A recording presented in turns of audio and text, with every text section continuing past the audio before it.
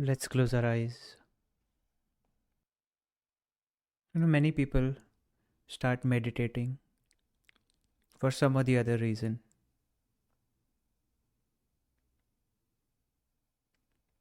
They are either curious, they've heard something about meditation, they want to try it out, they want to get something out of it.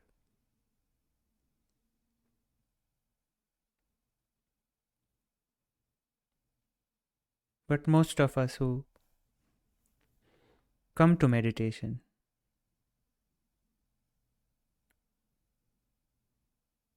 don't want to get good at meditation. We want to get good at life through meditation. Meditation is not the end goal. The end goal is to be happy in life.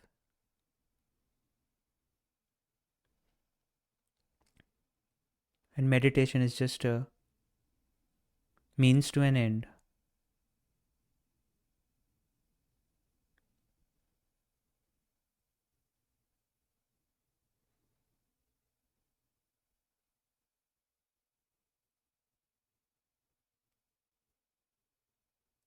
So, what happens during the meditation sessions? Not just these sessions, any meditative practice you may have.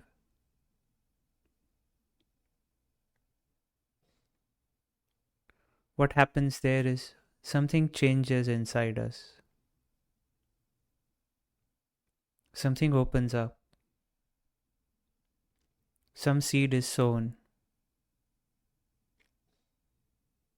that might sprout at some unknown time that will clear things up for us. In other words, we get wiser, and this wisdom is not mistaken as information. Wisdom is something innate. It's like something that you see that cannot be unseen.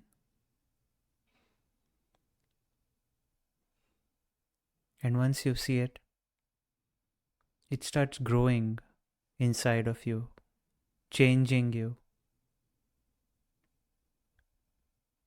whether you know it, whether you notice it or not.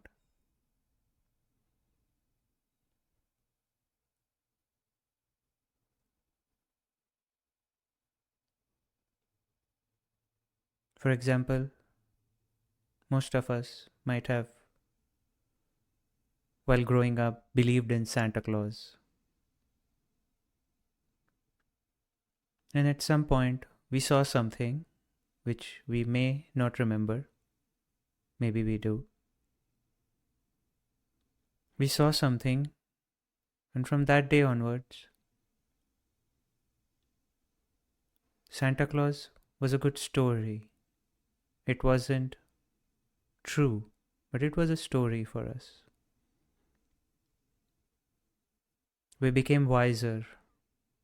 We understood that Santa Claus doesn't really exist. Just like that, meditation is about getting wiser, seeing the truth of our own life, of our own suffering, the mechanism of it, and the way out of it.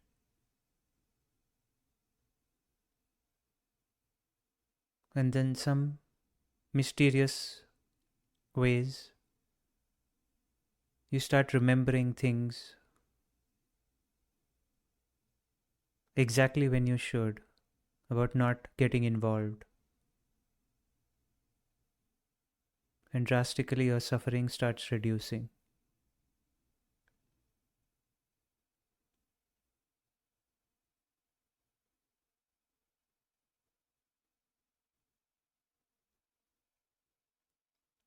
And if we dive a little deeper into what suffering is,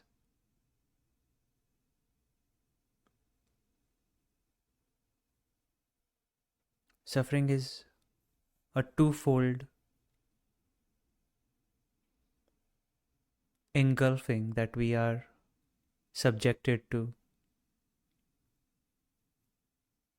through our upbringing, through our society, through whatever we are exposed to,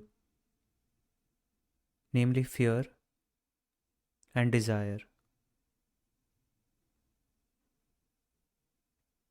And not just any fear and desire. There are some fears that are needed. Otherwise, nothing stops us from hurting ourselves or hurting others. The fear of being in front of a tiger. In those situations, fears are needed. And those are biological mechanisms instilled in us to survive. And those don't really cause suffering in our life.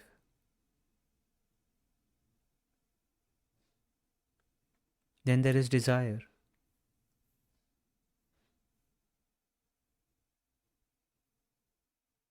Desiring to eat, to drink, to sleep, to contribute, to improve, to work hard, to celebrate, to share, to love, to create art, to enjoy art. All these desires are what I call divine desires.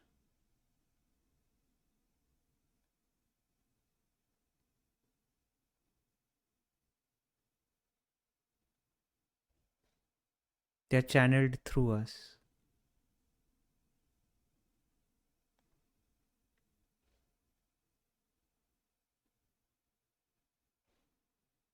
So the fears and desires that I'm talking about are very specific kinds of fears and specific kinds of desires.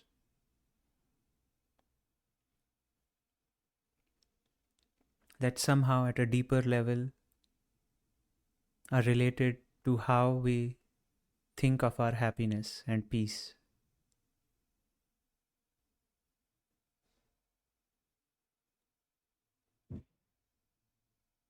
For example, we're afraid if something happens, maybe at work, maybe someone might say something, they might see something.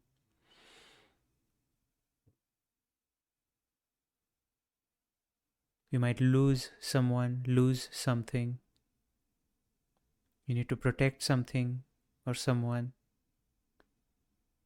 That's the fear we've all experienced in different areas of our life, different stages of our life.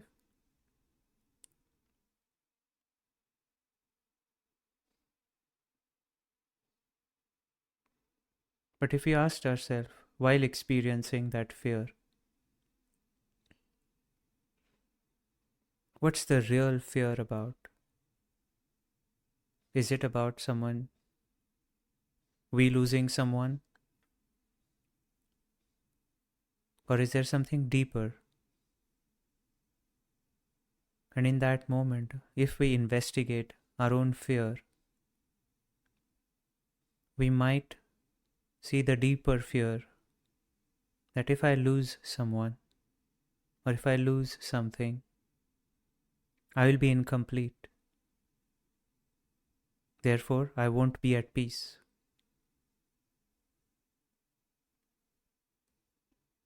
The tail of the fear is the real fear that makes us pursue, hold on to things, guard them. Sometimes knowingly we fight to keep those fears because we think that that is the real fear.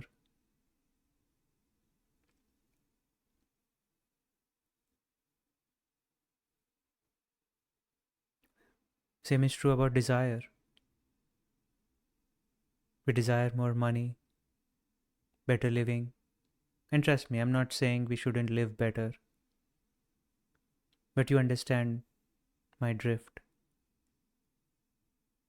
when I say we hold our peace ransom for some desires. I want this next big thing, otherwise, I'm incomplete.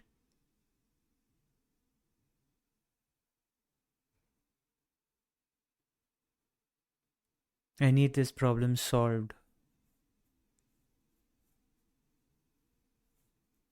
All these things should align, the weather should cooperate, etc., etc. And if in that desire we asked ourselves and we investigated the truth behind our desire, we might end up finding that in the garb, in the cloak of this apparent desire, we believe that our peace is incomplete without this thing. We are incomplete without this thing that we are desiring.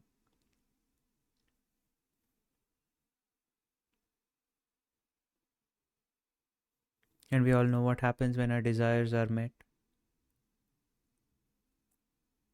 We feel happy for a split second and off we go on to the next one.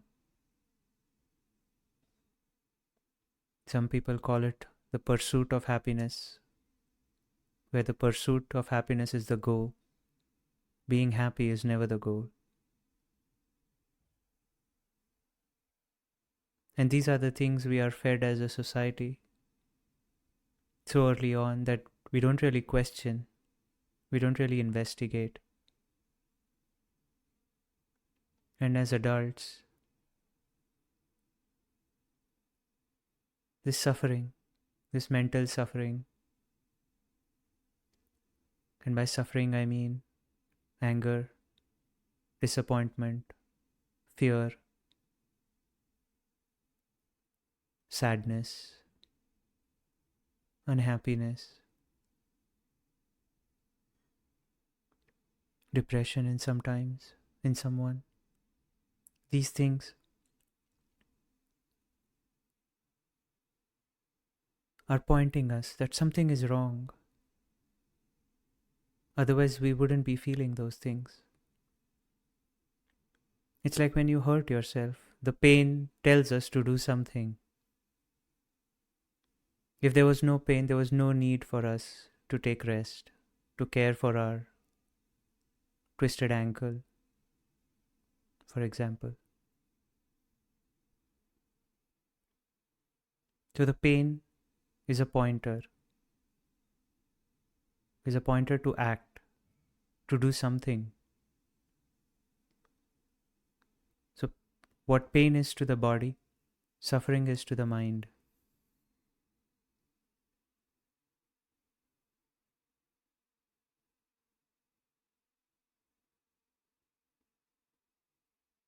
So suffering is a good thing. It's playing its role. It's pointing us that somewhere something is fundamentally wrong.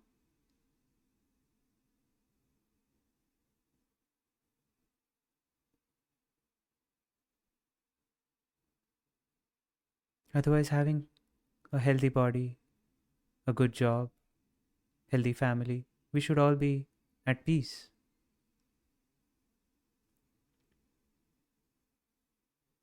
But we have all been there when everything in our life is just fine. If we write down all the blessings of our life on paper, we would find no reason to be unhappy. And yet, we don't have peace.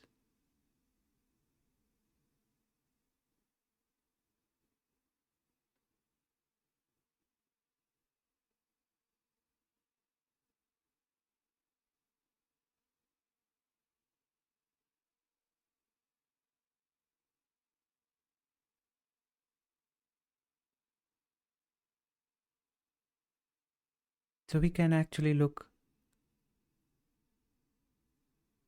and verify.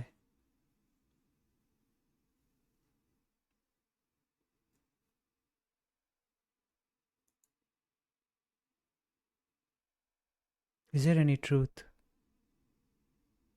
to what is being heard.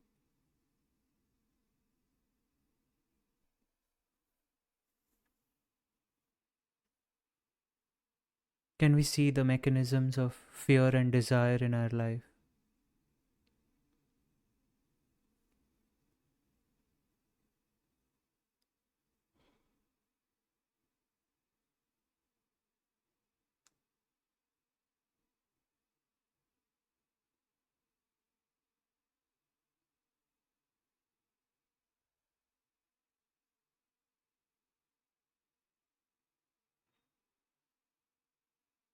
What do we need to see for this fear and desire to drop off?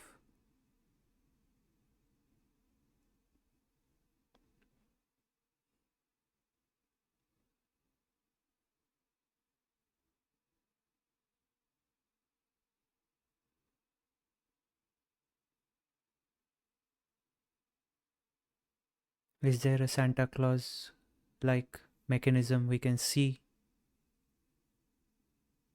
and our fear and suffering starts diminishing?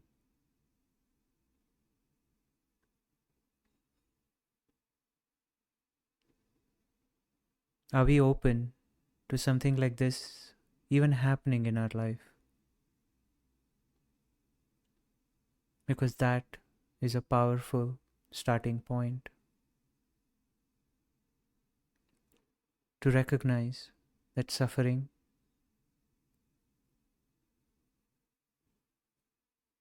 is not inherent in the way we are living. There might be a way out.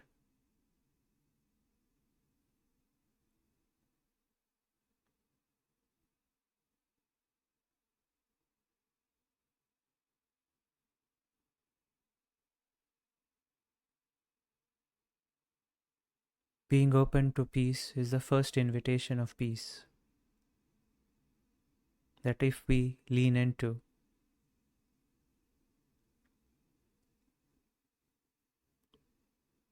we might find it. And not the peace, the temporary peace, but the peace of daily life.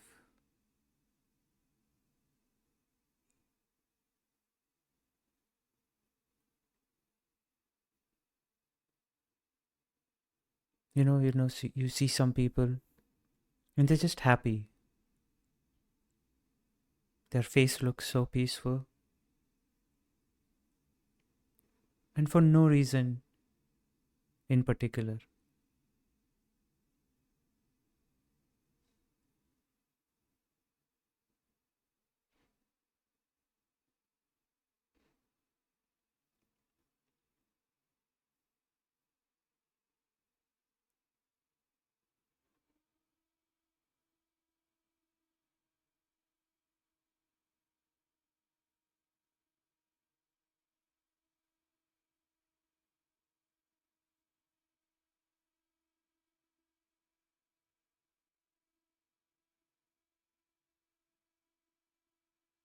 One way to investigate our fear and desire would be to ask ourselves, how many times have I been afraid and desirous of things in my life in the past? And every time we have envisioned a worst case scenario, we have been distraught, we've been angry, we've been sad.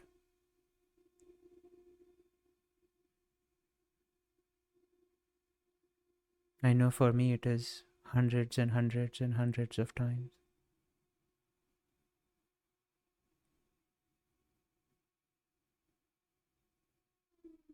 Not just about big things, even about small things.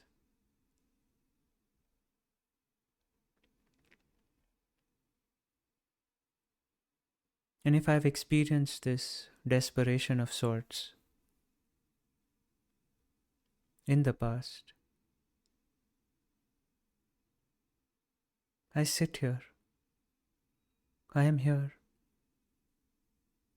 fully complete, regardless of anything that has happened, whether my fears came true or my desires didn't come through.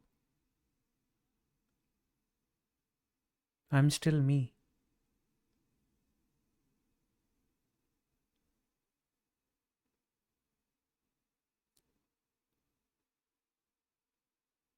And the longer we have lived, the longer we have experienced this. So we can ask ourselves, maybe half of our lives, maybe more than half of our lives has been lived in fear and desire. And yet, would you say you are incomplete right now? Are you missing a part of you?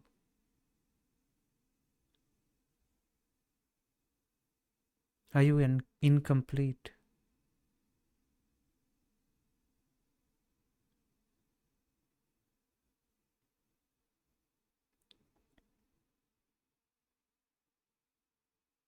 You might feel incomplete, but I'm not asking whether you feel incomplete or not. Are you incomplete?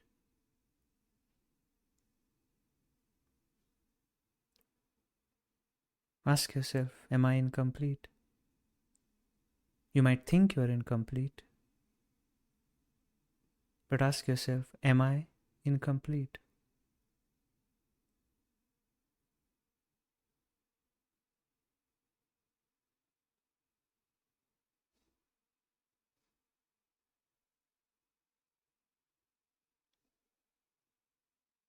And if the answer is no, and I hope the answer is no, then what's to say that next desire or fear will make you incomplete?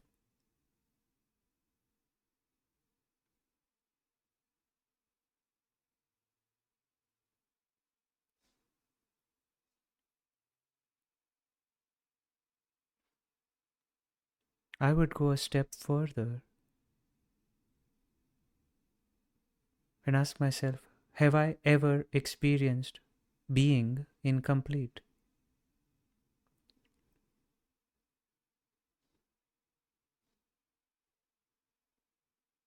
Like one of the thought experiments my teacher asks us to do is, let's say you are a 5-year-old boy or a girl, and you were to take a selfie of yourself. And when I say yourself, I mean not your thoughts, not your feelings, not the way you look, not what you are perceiving, but you.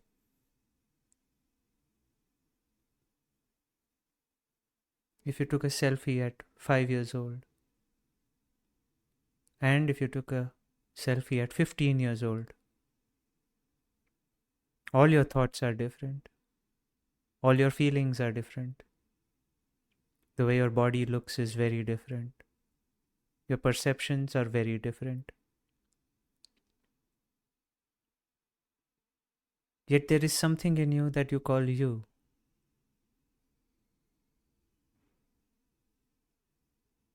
And if we do a selfie of that you, and now if we are to take a selfie of ourselves right now,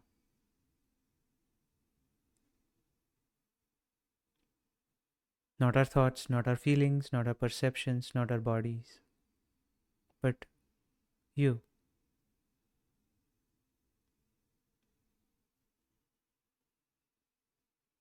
would there be a difference?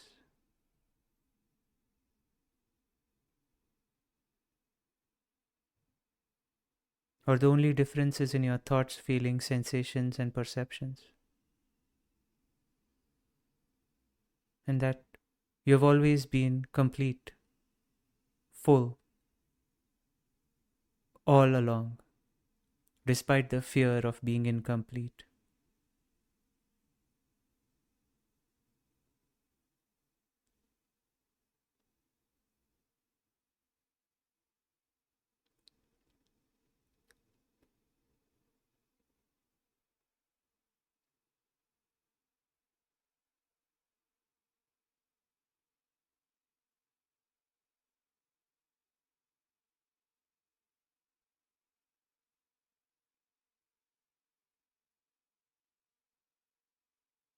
And if going back 5, 15, 20, 30 years ago is a bit of a stretch, then we can start small by asking ourselves, when you closed your eyes when the session began 25 minutes ago, between then and now, are you a different you?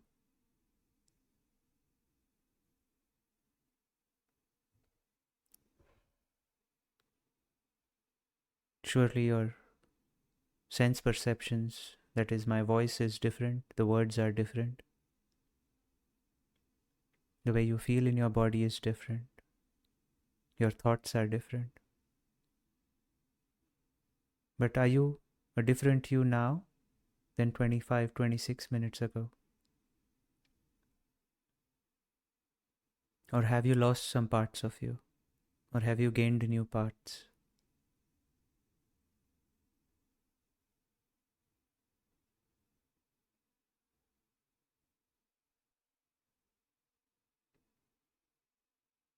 And if the answer is no, I'm the same, then what chance does your fear or desire have to take away peace from you? The peace that is held ransom at feeling incomplete if our desires are not met, or losing something that we have that will make us incomplete.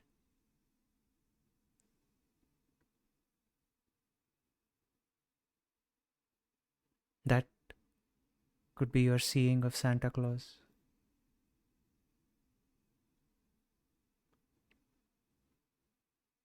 That can infuse our life with confidence and courage. That my peace cannot be taken away from me. This fear is only pointing to me holding ransom to my peace. That's its only job. This desire, the desire of potential peace, is only a mask. It's only a pretense. I won't get anything new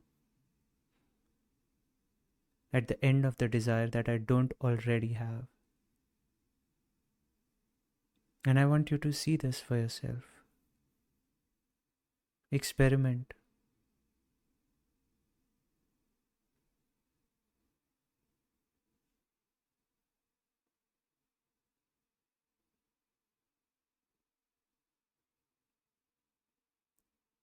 Verify.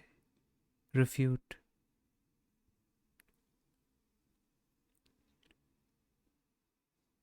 But definitely investigate.